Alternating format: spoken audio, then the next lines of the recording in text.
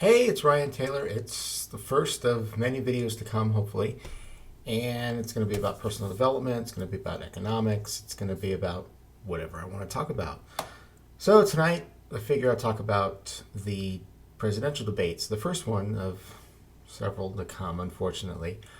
But told myself I wasn't going to watch the debate, but I ended up watching it anyway for entertainment value and because my girlfriend probably wouldn't be happy if I didn't watch it, although we haven't really talked about it yet.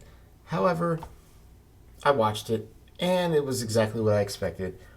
Two guys, well rehearsed, talking points, jabs at each other, zingers, which is quite the popular term on Twitter, but nonetheless, what I expected. Nothing truly of substance, just back and forth, back and forth, back and forth. Although it was really funny watching Jim Lehrer, the moderator, getting kind of upset that the candidates didn't follow the rules of the debate, but in actuality, that was a good thing because they actually got to talk and debate and not have to follow some ultra strict format. The audience was actually quite good. They didn't respond like they were supposed to. They had promised that they weren't going to laugh. They weren't going to applaud or boo or hiss or whatever. They did laugh at a couple of jokes, and that was fine. But they were okay. The debate was all right. It was entertaining. But as usual, I didn't expect anything of substance. That said, from a personal development standpoint, both were well rehearsed. They both obviously practiced a long time to get this right, to be able to answer the questions, to be able to answer, to be able to rebut and take care of what they needed to say to reinforce their base. It really wasn't a matter of trying to convince independents or undecided voters. They were pretty much trying to solidify their base. Although Romney came across a little more centrist than he should, but now that he's the presumptive nominee, it's natural for that candidate to move towards the center to grab as many votes as he can. But Romney was never a conservative anyway.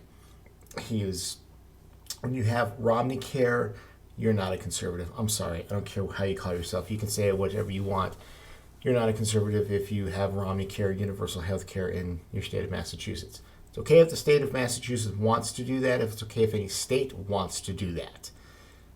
Any state can have anything they can pretty much do anything they want. They're sovereign to a point. However, if he's running as a conservative, Romney care is going to be his Achilles heel. I don't care what anybody else says. If he wants to appeal Obamacare, great, do it. Absolutely. But he's going to have to admit that Obamacare was a mistake. But he hasn't done that, and he didn't do that in the debate.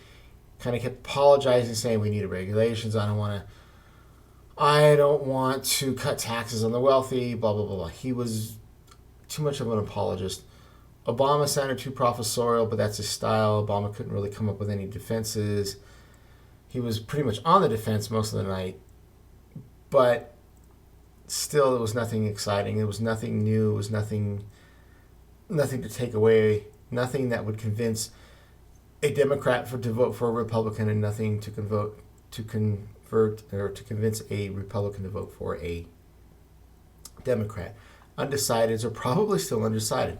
Probably going to come down to the point of who they like the most and who they think is more personable, because that's basically what elections come down to is, do you like the guy or don't you like the guy or girl?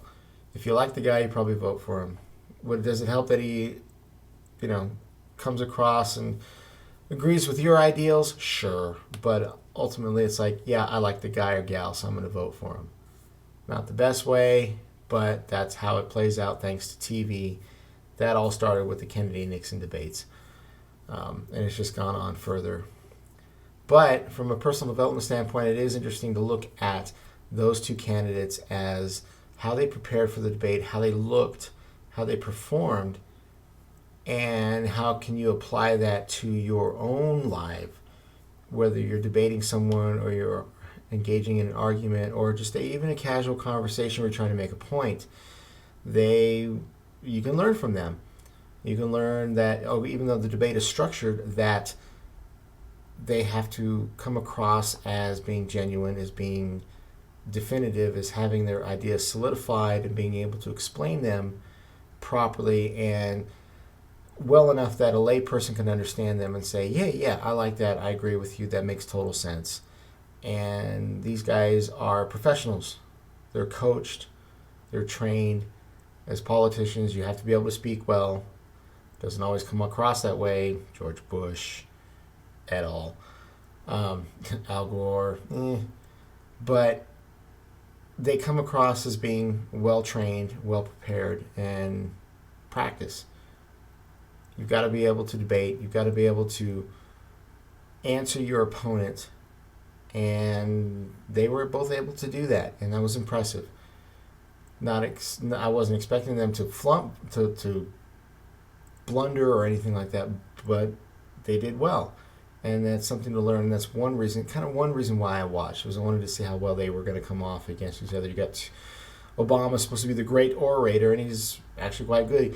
He does come off as professorial and a bit wonky at times, and pundits were saying he was kind of disconnected and stuff, but the guy knows how to give a speech, and he's not a bad debater. Romney came off really well. He seemed more comfortable. He seemed more energetic. He basically wasn't afraid of Obama, and that was another issue. Is you're basically you're debating the sitting president, so there's that kind of you're debating the sitting president, so there's a little bit of hesitation to that. But Romney came across as like, okay, I'm debating the sitting president, big deal. Okay, I can go up against this guy, no problem. And he did. It was fine. And I'm actually looking forward to the next couple debates to see how well each of them improve, and if they can, solidify their ideas and